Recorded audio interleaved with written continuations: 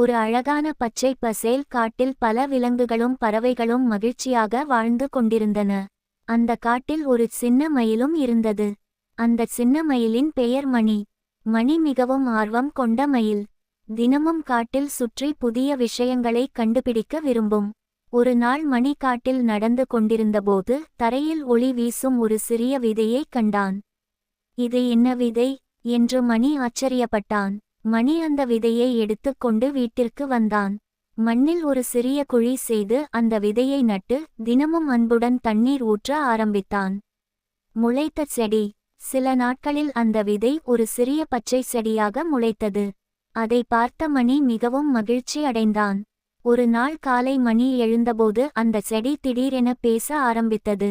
மணி, நீ என்னை அன்புடன் வளர்த்தாய். அதனால் உனக்கு ஒரு சிறப்பு பரிசு தரப்போகிறேன் என்று செடி சொன்னது. அதைத் தொடர்ந்து அந்த சிறிய செடி ஒரு பெரிய மந்திர மரமாக வளர்ந்தது. அந்த மரத்தில் பல வண்ணங்களிலான அழகான பழங்கள் காய்த்தன. மணி அந்த பழங்களை பார்த்து மகிழ்ந்தான். உடனே தனது நண்பர்களான முயல், குரங்கு, அணில் ஆகியவற்றை அழைத்தான். பழங்களை பகிர்வு.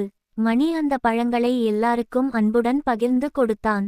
எல்லா நண்பர்களும் சேர்ந்து பழங்களை சாப்பிட்டு மிகவும் மகிழ்ந்தார்கள். மணியின் நல்ல மனதை பார்த்த மந்திர மரம் மிகவும் மகிழ்ச்சி அடைந்தது. அந்த நாள் முதல் அந்த மரம் எல்லா விலங்குகளுக்கும் எப்போதும் பழங்களை கொடுத்தது. நல்ல மனம் கொண்டு பகிர்ந்து கொள்வது மகிழ்ச்சியை அதிகப்படுத்தும். நல்லதே செய்தால் நல்லதே நடக்கும்.